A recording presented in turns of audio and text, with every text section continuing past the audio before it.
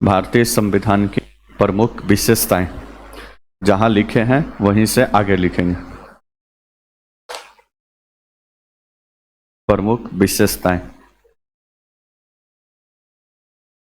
Heading डाल दिए।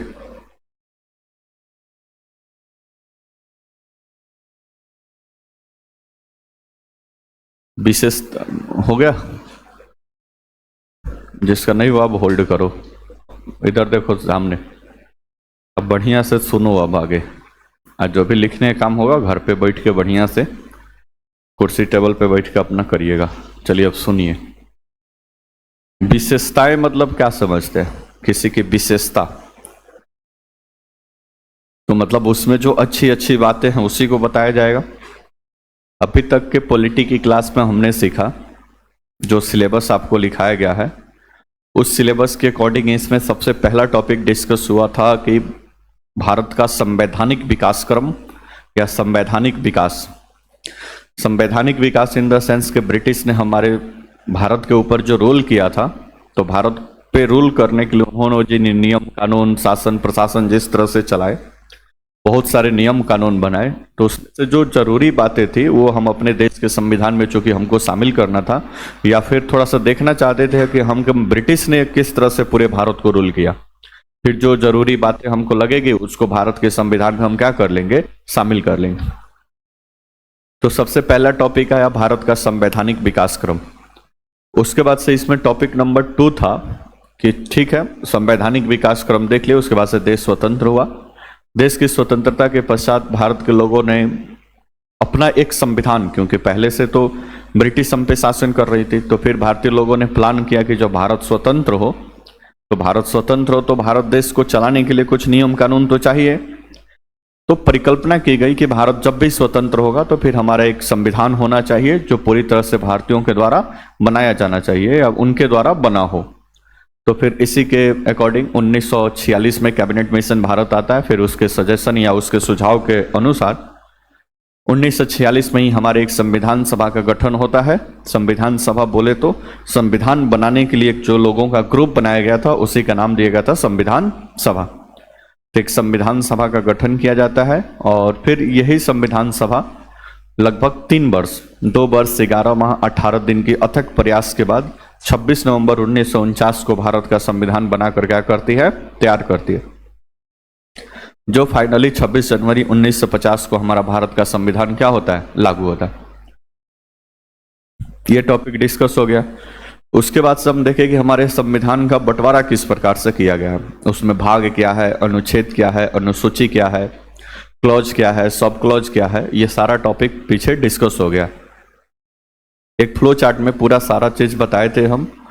उसके बाद से अगले टॉपिक में बताए थे कि पूरे भारत के संविधान में जो 22 भाग है क्रमानुसार, और संख्या में जो 25 भाग है, वो 25 भाग में अलग अलग भाग में क्या लिखा हुआ है उसके बारे में समझे।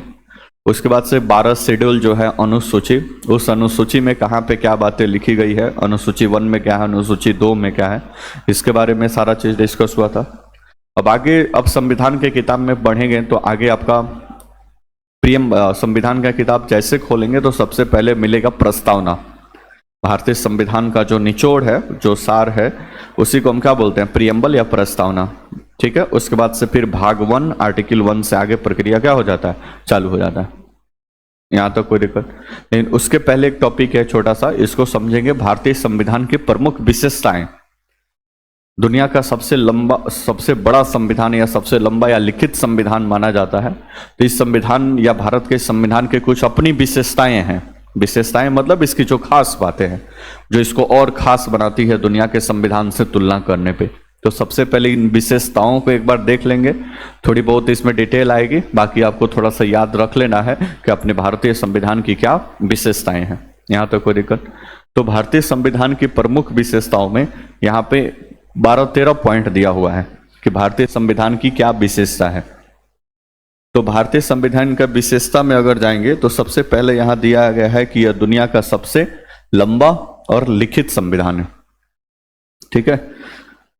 सबसे पहले दुनिया में संविधान जिसका था उसका नाम था ब्रिटेन, जहां पे शासन प्रशासन चलाने के लिए नियम कानूनों का एक संग्रह था जिसको संविधान कहा जाता। तो सबसे मतलब ये किसका संविधान था? ब्रिटेन का। लेकिन ब्रिटेन का संविधान लिखित संविधान नहीं है, ठीक है, वो अलिखित संविधान है। अब वहां पे कैसे वो सारी प्रक्रिया, वो ब्रिटेन के अनुसार ऐसे ही चलता है, अलिखित संविधान है। वहां पे कोई डॉक्यूमेंट, जैसे भारत का संविधान का पूरा अपना एक किताब है, वैसे ब्रिटेन में पूरी तरह से मुकम्मल संविधान का एक किताब नहीं है। यहां तो कोई दिक्कत। दुनिया का पहला लिखित संविधान लिखा संयुक्त राज्य अमेरिका, नाम सुने होंगे। उत्तरी अमेरिका का एक देश है जिसका नाम है संयुक्त राज्य अमेरिका, जहां के राष्ट्रपति डोनाल्ड ट्रंप हैं, जो अभी काफी चर्चा में भी हैं, ठीक है। तो दुनिया का पहला देश था जो लगभग 1780 1774 के आसपास अपना 76 के आसपास अपना संविधान लिखा। तो दुनिया का पहला लिखित संविधान किसका है? संयुक्त राज्य अमेरिका का। उसके बाद से बहुत सारे देश अपने अपने देश के संविधान लिखे। तो भारत देश का भी अपना जो संविधान लिखा गया, यह दुनिया का सबसे लंबा और लिखित संविधान है। कोई दिक्कत परेशानी? अब इसको दुनिया का सबसे लिखित या लंबा या लिखित संविधान किसको कहा जाता है? क्योंकि इस संविधान में 395 अनुच्छेद है। जब संविधान बना था तभी लगभग 22 भाग थे और 8 अनुसूची थी। एक अच्छा खासा किताब है, जो बढ़कर अभी लगभग 470 अनुच्छेद, 25 भाग और 12 अनुसूची में क्या हो गई? परिवर्तन। हमें समझा रहा है, हमें समझ रहे हैं। तो दुनिया का लिखित संविधान, इसको दुनिया का सबसे लंबा लिखित संविधान कहने का मतलब है कि बाकी दुनिया की कंट्री के जिनके पास जो भी अपना अपना संविधान है, उसमें सबसे लंबा या विस्तृत संविधान किसका माना जाता है? भारत का। एग्जाम में क्वेश्चन भी आता है कि दुनिया का सबसे लंबा और विस्तृत संविधान कौन सा है? तो भारत का। यहां तक कोई दिक्कत? अब आप सोचेंगे कि सर इतना लंबी और इतना भारी भरकम और इतना विस्तृत संविधान लिखने की क्या आवश्यकता थी? बात तो पते की है, बोलो ना जी। 3 साल तक इतना मेहनत करके इतना मोटा कोई शॉर्टकट एक संविधान लिख देते, आराम से, छोटा पतला रहता, सब किसी के लिए आसान होता। बात समझ में आ रहा? लेकिन नहीं, भारत के संविधान सभा में बैठे हुए बुद्धिजीवी लोगों को ऐसा पता था, मतलब ऐसा उम्मीद लगाया था कि संविधान में जो भी चीज है पूरी तरह से क्लियर कट लिखा जाना चाहिए, कुछ भी चीज ऐसा विवादित नहीं छोड़ना है कि आगे चलकर इस पे दिक्कत परेशानी आ जाए। पहली बात। दूसरी बात, इसलिए लंबा और लिखित संविधान है क्योंकि हमारे देश के संविधान में एक तो केंद्र सरकार की जो चलाने की पूरी व्यवस्था है उसके बारे में भी दिया हुआ है, और बाकी जितने सारे स्टेट गवर्नमेंट है, सभी स्टेट गवर्नमेंट का तो अपना अपना, कोई किसी का संविधान तो एक ही है ना, भारत का संविधान। किसी राज्य का अपना संविधान है नहीं। जम्मू कश्मीर का कभी हुआ करता था, वो भी अभी नहीं है। तो सभी राज्य का कोई, जैसे संयुक्त राज्य अमेरिका है तो उसका एक केंद्र का, अमेरिका का संविधान अलग है, सभी राज्यों का संविधान अलग है। लेकिन भारत में ऐसा नहीं है। भारत का एक सिंगल संविधान का किताब है जिसमें राज्य, केंद्र के बारे में तो पूरी शासन व्यवस्था सारी चीजें दी हुई हैं, उसी के साथ साथ राज्यों के बारे में भी पूरी जो शासन व्यवस्था है, चीफ मिनिस्टर, राज्यपाल और पूरा स्टेट गवर्नमेंट का जो सेटअप है, वो भी भारत के संविधान में ही दिया गया। इतना ही नहीं, ग्राउंड लेवल पे जो पंचायत और नगर पालिका चलाई जाती है, उस सब की भी व्याख्या कहां दिया गया है? भारत के संविधान में। अब जाहिर सी बात है कि इतने सारे लार्ज स्केल पे सारी चीजों को ऐड करेंगे तो थोड़ा सा वो विस्तृत और लंबा तो हो ही जाएगा। इसलिए भारत का संविधान दुनिया का सबसे लंबा और विस्तृत संविधान। यहां तो कोई दिक्कत परेशानी? ठीक है। दूसरा, इसकी क्या विशेषता है? विभिन्न स्रोत और एवं अनेक स्रोतों के कारण। मतलब एक तो भारत का संविधान का विशेषता ये हो गया कि सबसे लंबा और लिखित संविधान। अब एक बार एक एक लाइन में पहले देख लेते हैं, फिर बारी बारी से समझाते हैं। दूसरा, इसकी विशेषता है कि भारत का संविधान सभा में जो बैठे लोग थे वो भारत के संविधान बनाने के लिए 60-65 देशों के और संविधान का अध्ययन किया। बात समझ में आ गया कि और भी देशों में जहां जहां पे संविधान लागू है, कैसे वहां की शासन प्रशासन व्यवस्था चल रही है, तो लगभग 60 देशों के संविधान का अध्ययन किया गया, और उसमें से जो जरूरी बातें हैं वो भी भारत के संविधान में क्या किया गया? शामिल किया गया। अब as it is copy paste नहीं किया गया। जैसे मान लो कि मौलिक अधिकार है, तो मौलिक अधिकार संयुक्त राज्य अमेरिका के संविधान में था, फिर उसको भारत के संविधान में भी मौलिक अधिकार को क्या किया गया? लिया गया।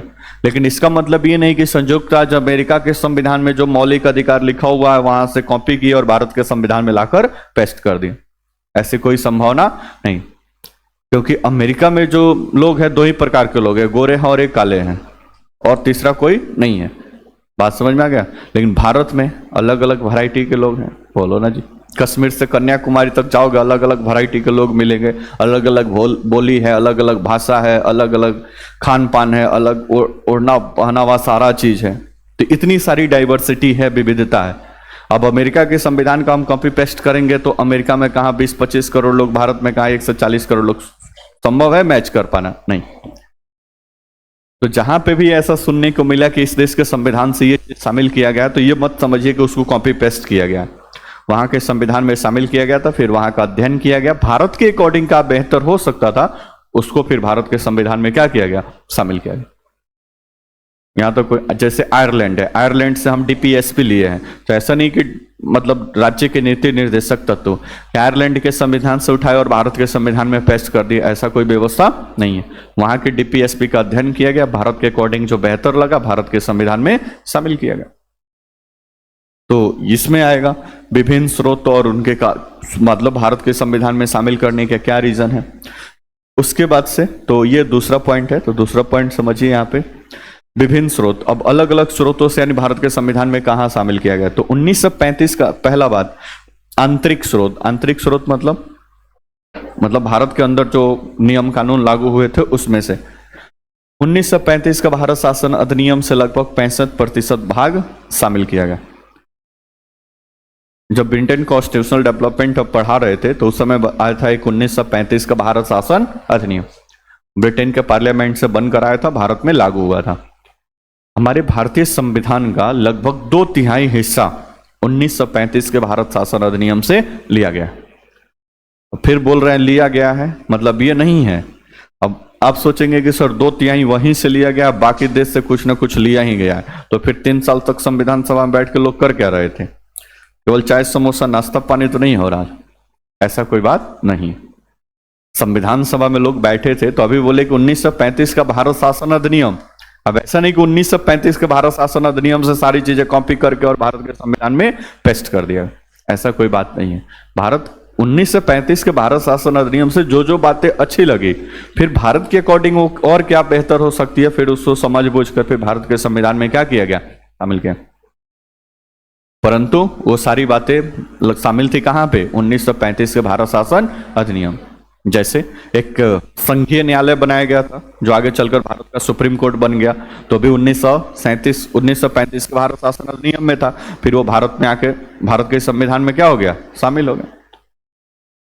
हमारी सेंट्रल की कार्यपालिका कैसे काम करेगी, 1935 के भारत शासन, आगे चल के वो भारत के संविधान में शामिल। पार्लियामेंट्री सिस्टम होगा, 1935 के भारत शासन अधिनियम में शामिल था, भारत का संविधान बना, फिर उसमें भी हमने पार्लियामेंट्री सिस्टम को क्या कर दिया, अपना।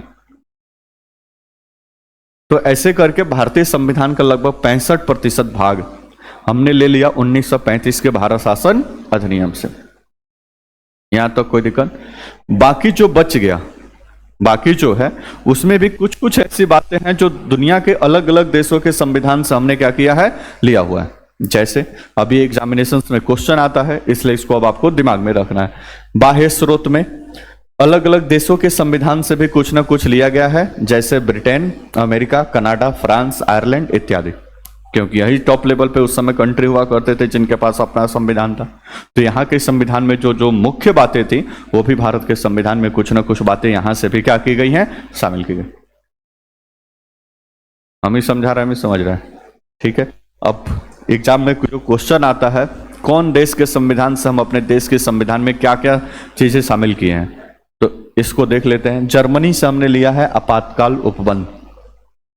देश में जो इमरजेंसी की व्यवस्था लगती है आपातकाल, वो हमने उठाया है कहां से, जर्मनी से। फिर बता रहे हैं, अब इसका मतलब इस मत समझना कि जर्मनी के संविधान की किताब में लिखा था इमरजेंसी आपातकाल, वहां से कॉपी करके और भारत के संविधान में पेस्ट कर दिया, ऐसा कोई व्यवस्था नहीं। जर्मनी की जनसंख्या 1-2 करोड़ होगा कहीं उस समय। भारत की उस समय भी जनसंख्या जब संविधान बन रहा था तब भी 40-45 करोड़ के आसपास था, बोलो ना जी उसमें। तो इसलिए पॉसिबल नहीं है कि दोनों चीजें मैच कर जाए, ठीक है। दूसरा ब्रिटेन, अब चूंकि ब्रिटेन का ही शासन 200 वर्षों तक हम पे लागू था, बहुत सारी चीजें हमने ब्रिटेन से एक्सेप्ट की है, इसलिए सबसे ज्यादा भारत के संविधान में जो शामिल की गई है बातें वो कहां से लिया गया है, ब्रिटेन से, ठीक है। जैसे संसदीय शासन प्रणाली, दो प्रकार की शासन प्रणाली होता है, एक प्रेसिडेंशियल होता है, एक पार्लियामेंट्री फॉर्म होता है। ये जब एग्जीक्यूटिव पढ़ेंगे पार्ट 5 उस समय ये पूरा डिटेल में डिस्कशन होगा। तो संसदीय शासन प्रणाली, संसदीय विशेषाधिकार, संसद का क्या क्या विशेषाधिकार होगा, विधि का शासन, रूल ऑफ लॉ, जो कानून है उसी के अनुसार शासन होगा। ये भी हमने लिया है कहाँ से, ब्रिटेन से। नेक्स्ट, राष्ट्रपति की स्थिति, मतलब राष्ट्रपति का क्या पोजीशंस होगा, मतलब वो प्राइम मिनिस्टर मंत्री परिषद के हिसाब से अपना काम करेगा। ये भी कहाँ से हमने लिया है, ब्रिटेन से। विधायी प्रक्रिया, विधायी प्रक्रिया मतलब पार्लियामेंट से जो कानून बनने की प्रोसेस है कि कैसे वो बिल बनेगा, फिर पार्लियामेंट के दोनों हाउस में जाएगा, राष्ट्रपति का हस्ताक्षर लगेगा, फिर कानून बनेगा। ये भी हमने लिया है ब्रिटेन से। एकल नागरिकता, भारत में सिंगल सिटीजनशिप है, पता ही है आपको। आपसे कोई पूछता है तो आप बोलते हैं कहाँ के नागरिक हैं, भारत के नागरिक हैं, क्योंकि एक सिंगल नागरिकता है हमारे पास, भारतीय नागरिकता। तो भी व्यवस्था हमने लिया है कहाँ से, ब्रिटेन से। ठीक है। जैसे संयुक्त राज्य अमेरिका में दोहरी नागरिकता है, वहां का प्रत्येक नागरिक एक अपने स्टेट का भी नागरिक होता है और अपने देश का भी, लेकिन भारत में ऐसा नहीं है। अब ऐसे ही आप बोल देते हैं हम बिहार के नागरिक हैं, लेकिन ऑफिशियली ये क्या है, गलत है, आप भारत के नागरिक हैं, क्योंकि आपको जो नागरिकता दी हुई है वो भारतीय नागरिकता है।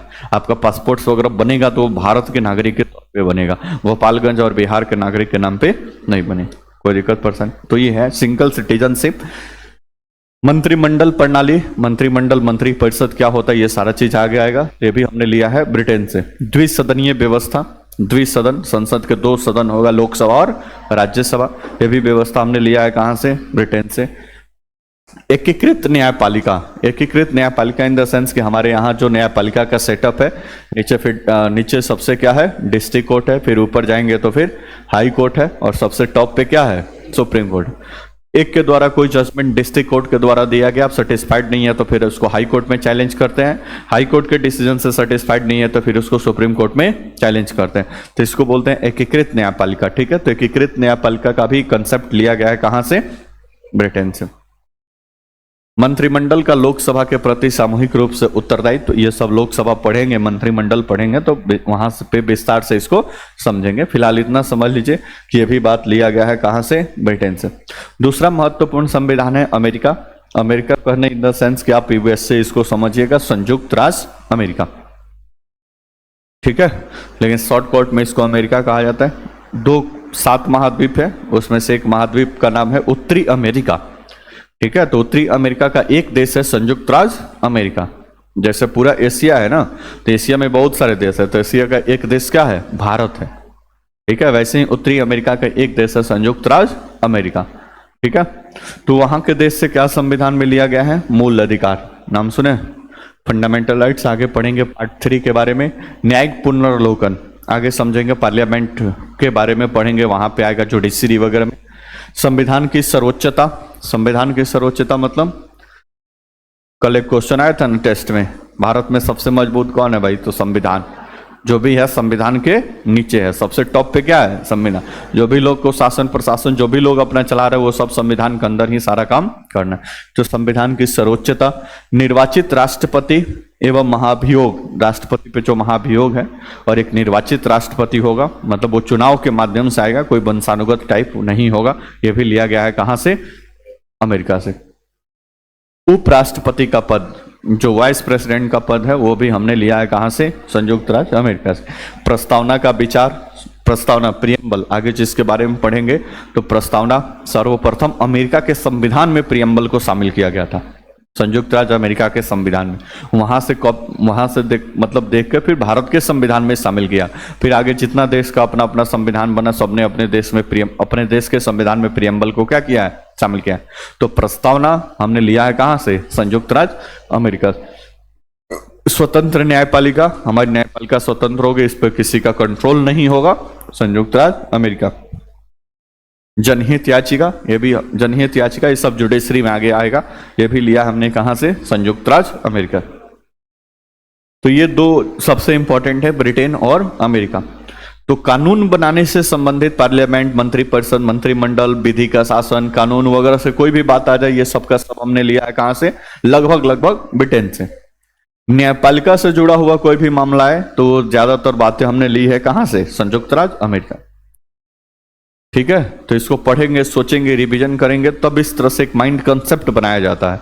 अच्छा, इतनी बातें ब्रिटेन से ली गई, क्योंकि सारा रटना तो पॉसिबल नहीं है ना, तो कुछ दिमाग लगाएंगे, थॉट प्रोसेस करेंगे, तो फिर दिमाग में जाएगा अच्छा कानून बनाने और शासन से संबंधित जितनी बातें वो सब कहाँ जा रहा है, ब्रिटेन से। ठीक है, न्यायपालिका से जुड़े जो भी कुछ मामले दिख रहे हैं वो सबके सब कहाँ से हैं, ब्रिटेन से, सॉरी संयुक्त राज्य अमेरिका। इस तरह से माइंड कंसेप्ट, फिर एग्जाम में क्वेश्चन आता है तो फिर वहां पे आप अपना मेथड लगाकर फिर एग्जाम के क्वेश्चन को क्या करते हैं, सही बनाते हैं। बात समझ में आ गया। नेक्स्ट, कनाडा, नाम सुने हैं? संयुक्त राज्य अमेरिका के जस्ट ऊपर एक कंट्री है जिसका नाम है कनाडा। कनाडा से क्या लिया गया है? एक सशक्त केंद्र एवं अर्ध संघ सरकार का स्वरूप। मतलब अपने यहाँ एक केंद्र सरकार है, फिर राज्य सरकार है, फिर नीचे पंचायत की सरकार है। तो पंचायत की सरकार को कोई ज्यादा खास नहीं है, लेकिन एक केंद्र सरकार है और एक राज्य सरकार। तो यहां पे लिखा है सशक्त केंद्र सरकार। अब इसमें दोनों में कौन मजबूत होगा, आधा कमजोर आधा मजबूत, कैसे तो डिफाइन करना पड़ेगा ना।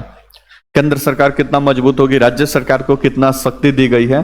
तो कनाडा के संविधान में सेंट्रल गवर्नमेंट स्टेट गवर्नमेंट से ज्यादा पावरफुल है। हम ही समझा दिया, हम समझ गए।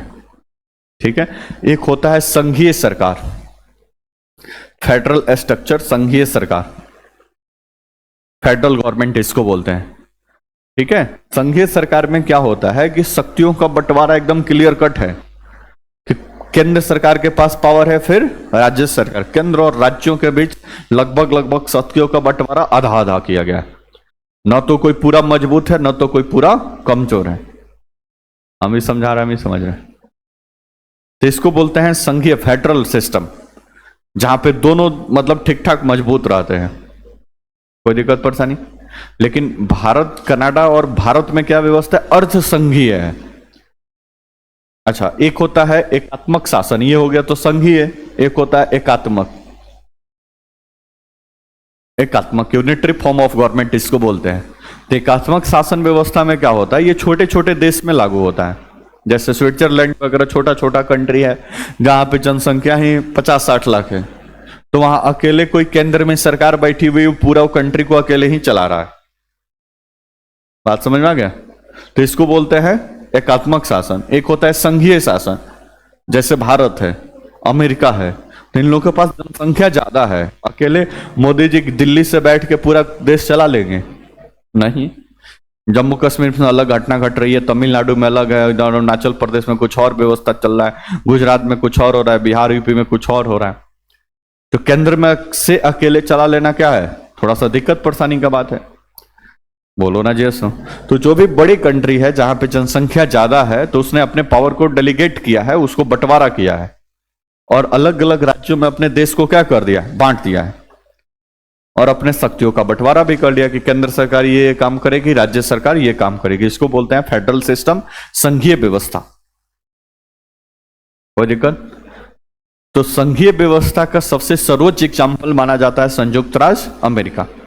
वो अपना एकदम मतलब पूरा जो संघीय व्यवस्था का जो भी फीचर्स हो सकता है उसको 100% लगभग लागू किया है। वहां की दोहरी नागरिकता है, मतलब केंद्र की अलग, राज्य की अलग। वहां पे 2 संविधान है, केंद्र की संविधान अलग, स्टेट की संविधान अलग। वहां पे हाई कोर्ट को भी ठीक ठाक पावर दिया गया है, सुप्रीम कोर्ट अपना अलग काम करता है, हाई कोर्ट अपना अलग काम करता है। हमें समझा दिया, हमें समझ लिया। अब भारत में बीच बीच वाला है, बीच वाला समझते हैं, न तो हम एकात्मक हैं और न तो पूरी तरह से फेडरल है या संघीय है, बीच वाले हैं। कुछ एकात्मक भी हैं, कुछ संघीय भी हैं, कि अपने आप में हम यूनिक खाइए हैं, बोलो ना जैसे। अब चूंकि 1947 में जब देश आजाद हुआ तो उस समय काफी दिक्कत परेशानी थी। एक पाकिस्तान इधर टूटकर अलग हो गया, उसके बाद से बहुत सारे देशी रियासत थे, उसमें से कुछ भारत से अलग रहना चाहते थे, तो विकट परिस्थिति थी। तो अब संविधान बनाने वालों को लगा कि ऐसा ना हो कि आगे चलकर जब हम राज्य बनाएं और राज्य को इतना पावर दे दे कि वो खुद अपने अपने दिमाग लगाने लगे और कभी हमसे अलग ना हो जाए। इसलिए संविधान बनाने वालों ने केंद्र सरकार को क्या रखा, मजबूत रखा, उसको ज्यादा शक्ति दी। हमें समझा दिया, हमें समझ ली। मतलब संविधान में, भारत के संविधान में केंद्र सरकार को ज्यादा शक्ति दी गई है अपेक्षाकृत किसके, राज्यों के। ठीक है, राज्य की सरकार है, चीफ मिनिस्टर है, राज्यपाल, पूरा अपना राज्य चल रहा है, लेकिन जैसे ही वहां पे कोई डिस्टरबेंस होगा, केंद्र सरकार के पास इतना पावर है कि इमरजेंसी आपातकाल घोषित करके पूरा वहां का शासन प्रशासन, अब राष्ट्रपति शासन लगा के वहां का पूरा प्रशासन अपने हाथ में ले ले, कोई दिक्कत नहीं। जैसे अभी मणिपुर में हुआ, बहुत दिन से हिंसा चल रहा था, चीफ मिनिस्टर को लगा कि यहां से हमसे व्यवस्था नहीं सुधारा, उन्होंने त्यागपत्र दे दिया। त्यागपत्र दे दिया, उसके बाद से सरकार ने वहां पे क्या लगा दिया, राष्ट्रपति शासन। अब वहां का सर्वे सर्वा पूरा मालिक कौन है, केंद्र सरकार है। राज्य सरकार खत्म, पावर सब किसके हाथ में आ गया, केंद्र सरकार।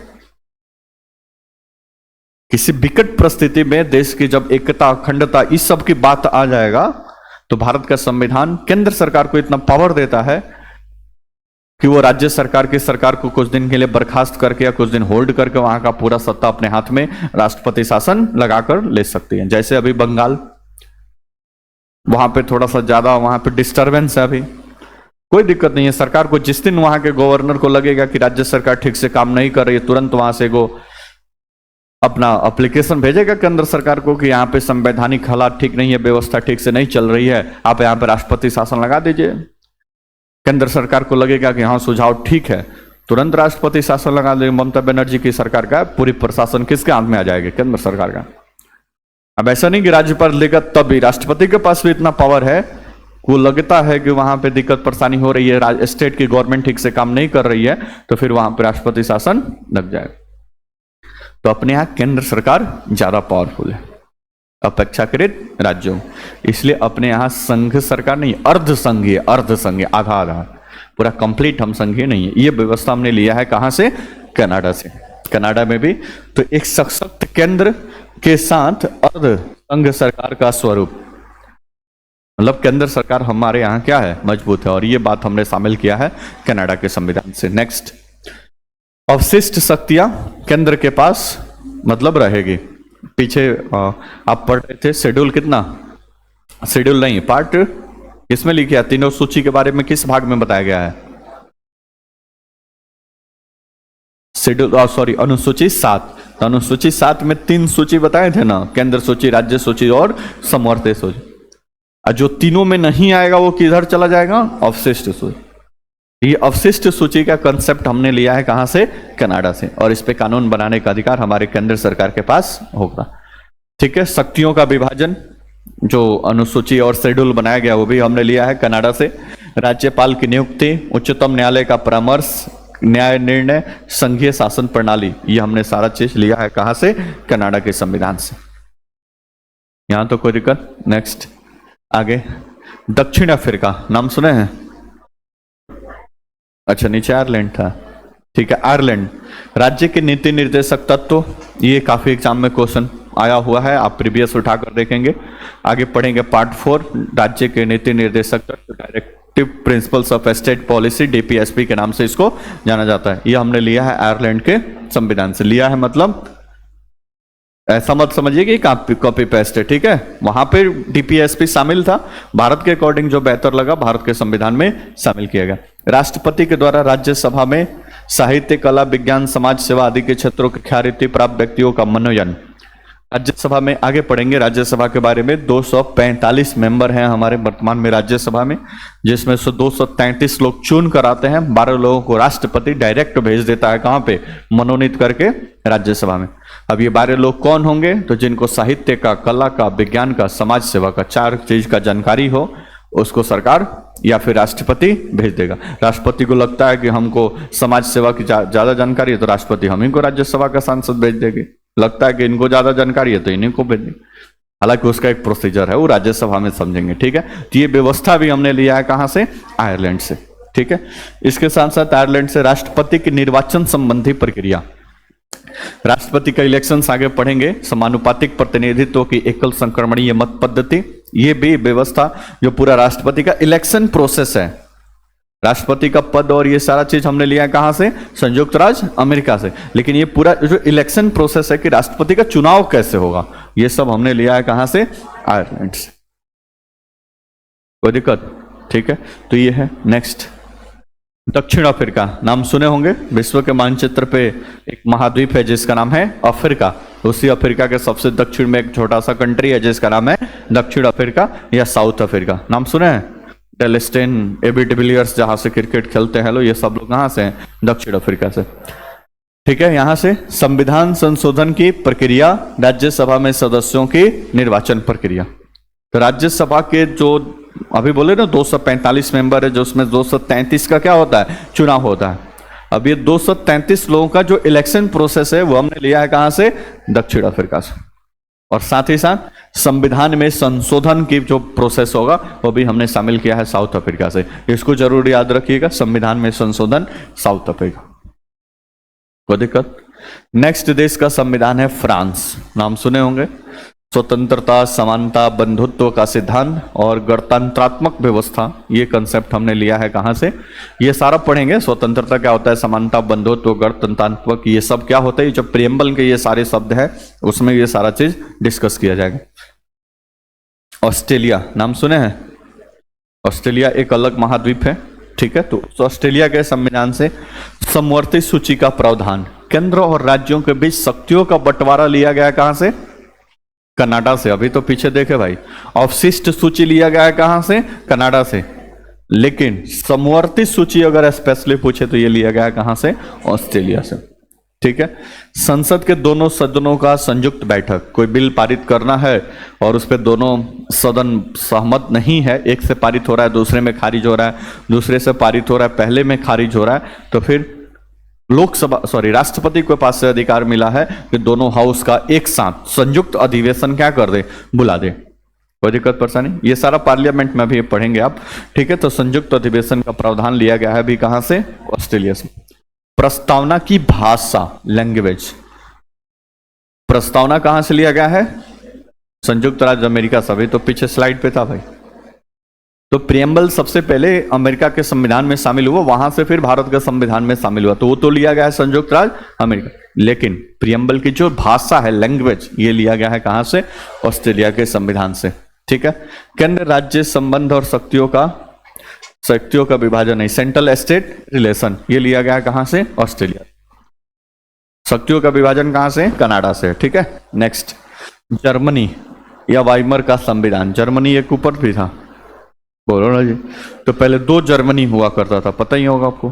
ठीक है, एक पश्चिमी जर्मनी, हाँ ठीक है, एक पश्चिमी जर्मनी, एक पूर्वी जर्मनी। बीच में वो दीवार था, जैसे भारत पाकिस्तान बंटवारा हुआ था नहीं, हुआ है। एक तरफ भारत है, दूसरी तरफ पाकिस्तान है, बीच में सीमा रेखा है। कोई दिक्कत परेशानी? तो वैसे भी कभी जर्मनी का भी बंटवारा हुआ था, दो पार्ट में जर्मनी बच गया था, बीच में ही दीवार था, जर्मनी का दीवार। ठीक है, इधर एगो अलग जर्मनी पूर्वी और पश्चिमी जर्मनी में बट गया। फिर आगे चलकर दोनों पूर्वी और पश्चिमी जर्मनी को लगा कि भाई हम गलत बट गए, हम लोग को एक ही साथ होना चाहिए, सब मिलजुल कर दीवार गिरा दिए, सब मिलजुल गए, फिर जर्मनी एक हो गई। ठीक है, तो उसी में एगो वाइमर जर्मनी, एगो जर्मनी लिखा जाता है, मतलब वो जब अलग अलग है तब के बात चल रहा है। बात समझ में आ गया? अब आप मत सोचिए सर भारत पाकिस्तान में कभी एक हो सकता है क्या, बहुत मुश्किल है। ठीक है, बोर्ड पे देखिए, इधर फिलहाल इधर ध्यान दीजिए आप। ठीक है, तो आपातकाल के दौरान मूल अधिकारों का निलंबन, ये जब इमरजेंसी पढ़ेंगे तो वहां पे समझेंगे। आपातकाल भी वाला कि जर्मनी से ही लिया गया है। जापान का नाम सुने हैं? जापान, तो जापान के कंट्री से लिया गया है। विधि द्वारा स्थापित प्रक्रिया और अनुच्छेद का प्रावधान, विधि द्वारा स्थापित प्रक्रिया, विधि का शासन। ठीक है, ये सब क्या होता है? ये सब फंडामेंटल राइट्स पढ़ेंगे हम, आर्टिकल 14। ठीक है, कानून के समक्ष समानता, वहां पे ये सारा चीज समझने को मिलेगा। पूर्व सोवियत संघ या रूस का नाम सुने हैं? व्लादिमीर पुतिन, बोलो ना जय सुनो। तो व्लादिमीर पुतिन वाला रूस, तो पहले उसका सोवियत रूस बोलते थे, सोवियत संघ। ठीक है, यूएसएसआर जिसका नाम हुआ करता था, तो पहले वो सोवियत संघ हुआ करता था। 1990 के दशक में उसमें से लगभग 15 देश टूटकर स्वतंत्र हो गए। 15, एक का दो का नहीं, 15। भारत से वो पाकिस्तान गया तो इतना दुख होता है, अब सोचो उससे 15 देश टूटकर अलग हो गए। तब यूएसएसआर रूस के रूप में परिवर्तित हुए, जिसको आप अभी रूस के नाम से जानते हैं। ठीक है, तो रूस, यहां से लिया हमने फंडामेंटल ड्यूटी, मूल कर्तव्य। संविधान आपको कुछ अधिकार देता है तो साथ ही साथ कुछ कर्तव्य भी निर्धारित करता है। बात समझ में आ गया? तो अभी भारत के संविधान में 11 मूल कर्तव्य हैं कि आपको क्या करना चाहिए एज ए इंडियन सिटीजन या भारत के नागरिक होने के नाते देश की बेहतरी के लिए आपको क्या करना चाहिए, इस कर्तव्य में लिखा हुआ है। बोलो ना जी इसमें। आगे पढ़ेंगे भाग 4 क, वहां भी मूल कर्तव्य आएगा। प्रस्तावना में सामाजिक आर्थिक राजनीतिक न्याय का जो आदर्श है वो भी हमने सोवियत रूस से लिया हुआ है। ठीक है, तो ये आपका टॉपिक था जो भारतीय संविधान का विदेशी स्रोत।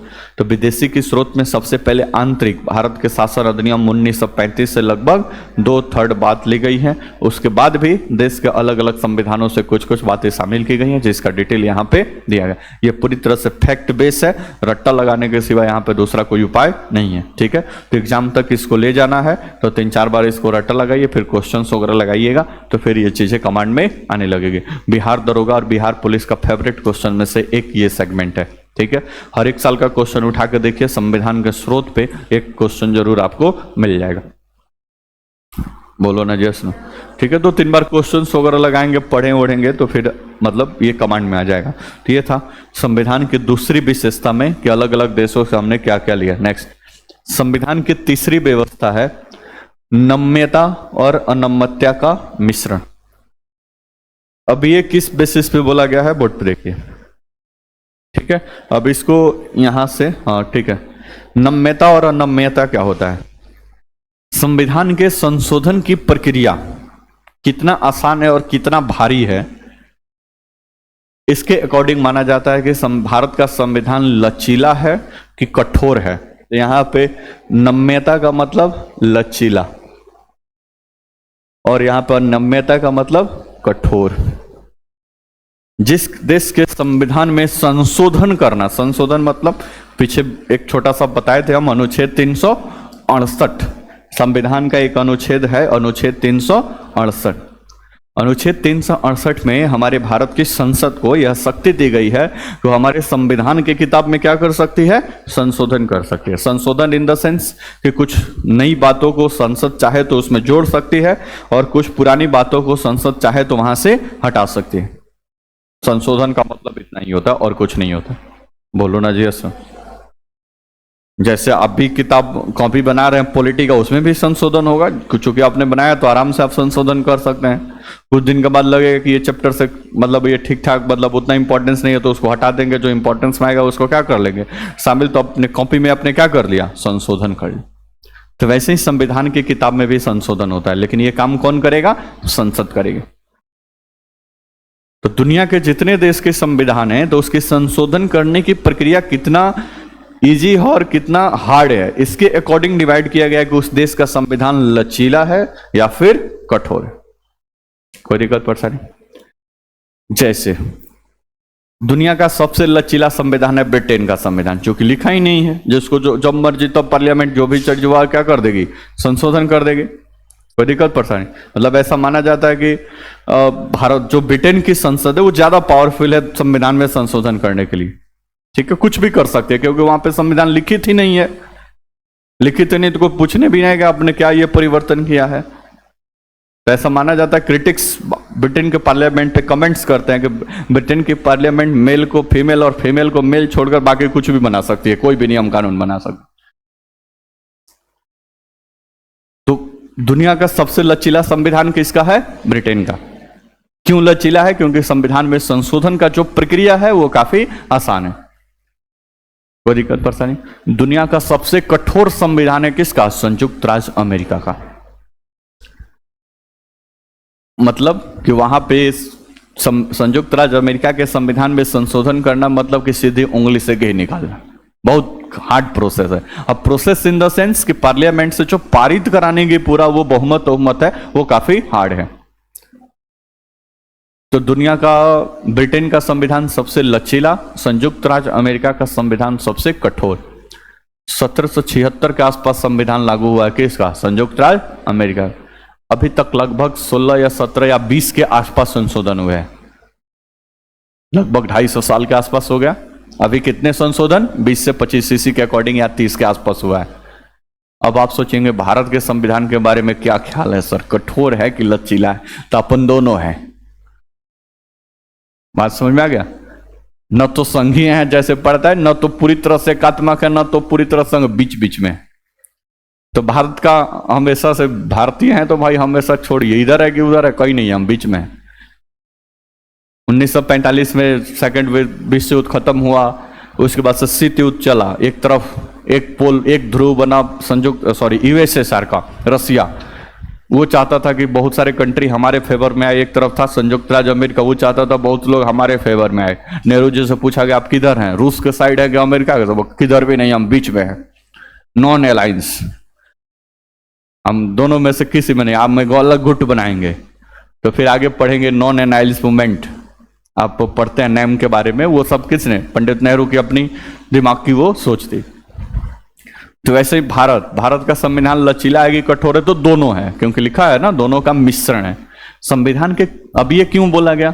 तो संविधान के कुछ ऐसे पार्ट्स हैं या कुछ ऐसे प्रावधान हैं जो भारतीय संसद इजिली संशोधन कर देगी, उसमें साधारण बहुमत चाहिए, आराम से संशोधन कर सकती है। लेकिन संविधान के बहुत सारे ऐसे भाग है, बहुत सारे ऐसे प्रावधान हैं जिसको संशोधन करने के लिए पार्लियामेंट को भी एड़ी चोटी का जोड़ लगाना पड़ेगा। एक विशेष बहुमत, आगे पढ़ेंगे बहुमत का प्रकार, तो विशेष बहुमत 2/3 उसमें मेजोरिटी चाहिए, आधे से अधिक लोगों का उपलब्धता वहां पे चाहिए, तो बहुत सारा लंबा प्रोसेस है।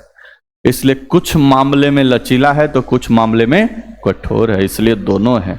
जो भारत का संविधान दोनों है, कुछ मामले में लचीला तो कुछ मामले में कठोर। आपसे पूछे किस भी यहाँ पे कहा जा रहा है, तो कुछ संशोधन ऐसे हैं जो संविधान संसद हमारा इजी वे में कर लेगी, लेकिन कुछ संशोधन के लिए उसको विशेष बहुमत और इस सब की आवश्यकता पड़ेगी। कोई दिक्कत? तो वही बात यहाँ पे लिखा गया है। लचीला क्यों है?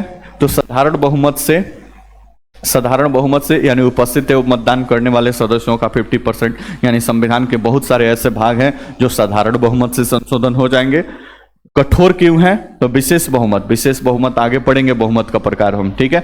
विशेष बहुमत, आधे से अधिक राज्यों का समर्थन, तो इस मामले में ये कठोर है और इस मामले में ये क्या है? लचीला है। इसलिए भारत का संविधान दोनों है।